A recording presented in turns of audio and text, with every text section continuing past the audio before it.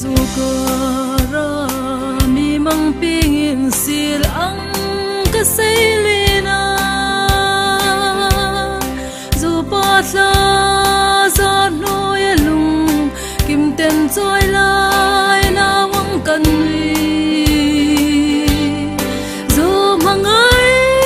na himbelin shay leng don tuy ang kanvulay dang rulom lai shangin zar thing ang aher sita Osalem zu parun sang beldinga kangai lung dir rau tlan bandang sumang anloi ni khan mel pui sing za tamin chu thei lo sil pun le lo mong nge an ti vanin moi ko soa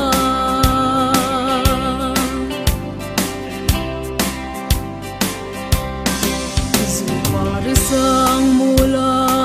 lim nungin tunu sazar belin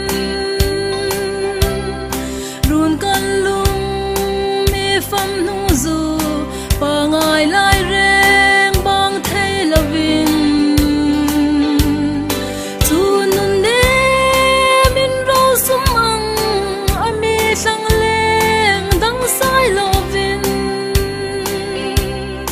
Sapui nun kan sirvenan an runo anay rosum Renga samsul no tunuin Kuno malsom na in ang uringa kamding vein Sinhom an rim na ra parang loman lavin nuôi lung son in van inachang ta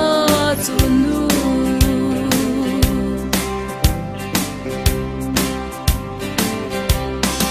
sawa inga kan rul pui ka sang hil ni reng thai lo zai moi in zir hai rema run sung levang kuin oi tu thi min zir na run sanga then le rul tam tak khom zo tu reng dar pui nga kan sum thapam a mi chang san ta ngai lo van kho pui panin hi noi jing shim hi ngai lovin asom ta i thei chang sin ko ki thei ni sin ka num nge yo lim lai ni